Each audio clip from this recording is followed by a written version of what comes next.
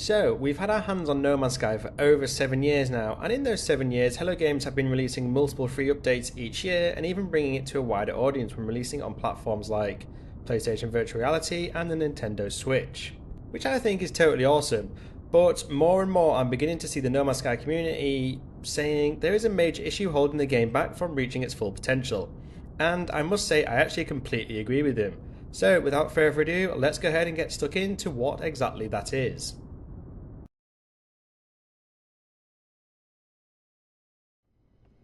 Well, first off, let me start this video by saying how much of an incredible technological achievement getting No Man's Sky on the Nintendo Switch was, because the specs of that console pale in comparison to the likes of the Xbox Series S, the PS5, and especially gaming PCs.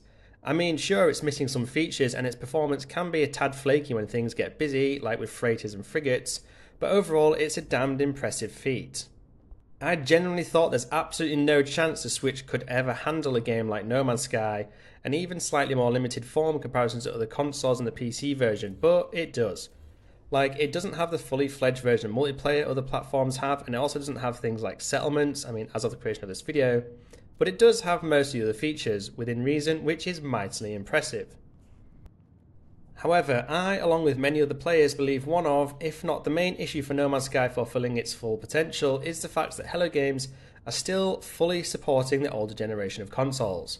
So I'm not talking specifically about the Switch here because to a degree, that version of the game is its very own entity and that's absolutely fine. It can continue to be supported that way.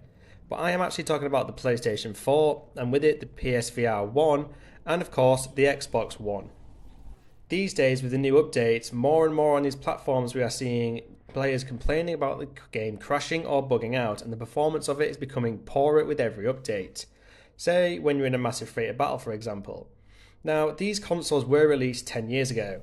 In fact, I think we're around about the 10-year anniversary of the release of them now, so I asked the question, why are we still getting the same updates for these consoles as we are for the PlayStation 5, Xbox Series S and X, and the PC?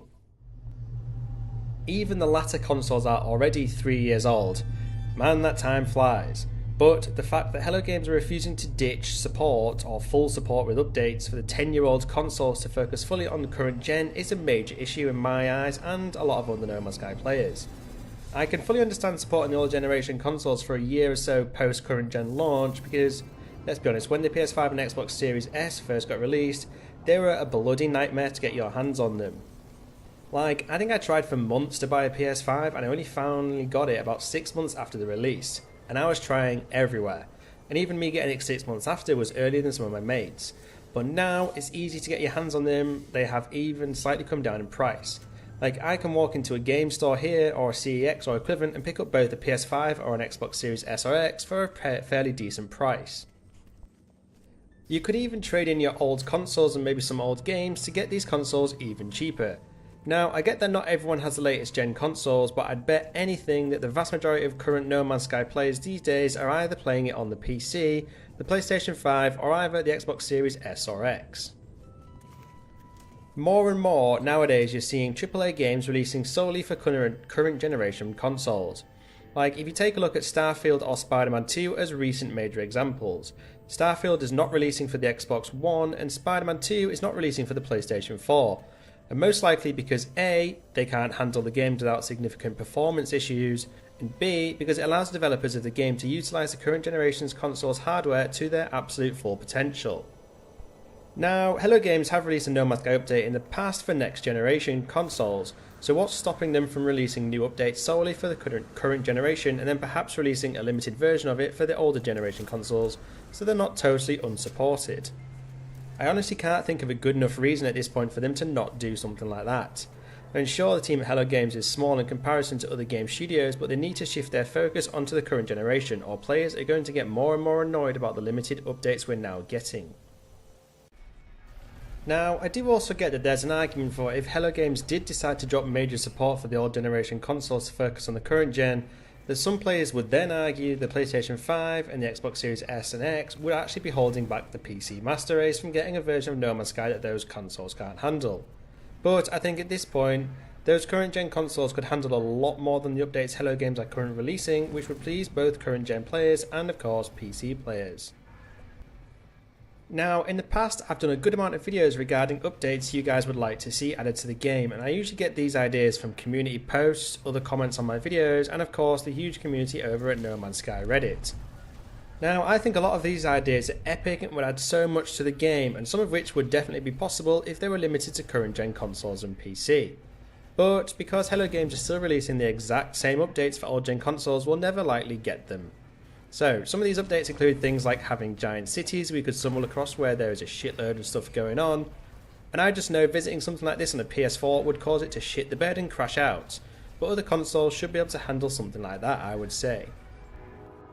Now, another thing would to be increase the base build part limit. Now, I don't know if that's a limit due to the performance considerations of it, or if it's a limit due to something else entirely. But I've visited loads of huge bases without an issue on PlayStation 5, but I've seen people commenting on my videos saying it's buggy as hell because they're playing on PlayStation 4. But I suppose the flip side is there are, however, some features that I think could be added to old generation consoles, like ship customization. I really don't see that being a major performance issue compared to the likes of cities or giant bases, so old gen consoles could still be able to handle smaller updates like that. But again, the main issue, as I said, is we'll never see some of the updates the players want, simply because Hello Games are still fully supporting consoles that came out a decade ago. Now, there is another entirely separate consideration as to why Hello Games aren't ditching support for old generation consoles, and that is the fact that they are focusing on something else entirely, whilst also delivering these smaller updates for No Man's Sky. Now, I don't know if you know, but last year, Sean Murray has teased fans about a completely new project which, and I quote, would feel impossible to create even with 1,000 people behind it. Now, God only knows what sort of project this is, because if he's saying that after they've released a game as huge as No Man's Sky, I can't even begin to imagine what they're coming up with next. Though I suspect we won't hear anything about it for even another couple of years or so. But it does beg the question, are they not working on releasing some major updates to No Man's Sky because the focus of the team there has shifted to this new project? Now, it's worth noting that every single No Man's Sky update that gets released is free of charge, so they're going to have to make money somewhere, but at some point you'd think the appeal of No Man's Sky will start to dwindle and the players will move on to something else. So, is this what they're trying to do by starting to work on a totally new project? I mean, if I'm being honest, I'm still actually surprised they're actually able to release these updates free of charge and still pay every single member of the No Man's Sky team over the course of the 7 years. Now, I get they're making more game sales around the updates, but surely the money's going to start fizzing out at some point. So perhaps they're seeing the limit to No Man's Sky's longevity and instead switching their focus to this new project while still fleshing out some smaller updates for No Man's Sky as long as possible. Now, as far as I'm concerned, No Man's Sky is an incredibly ambitious and successful game, the likes of which we'd never have dreamed possible with the technology we had in gaming consoles, 15 or so years ago. But I do feel that now the technology in current generation consoles and more importantly gaming PCs has advanced so much, the potential of the game has grown even further. But, and it's a big but, the way I see it, that full potential of No Man's Sky will never truly be realised until the full update support is dropped from the PlayStation 4 and the Xbox One, so that we can have more advanced and in-depth updates released to the game.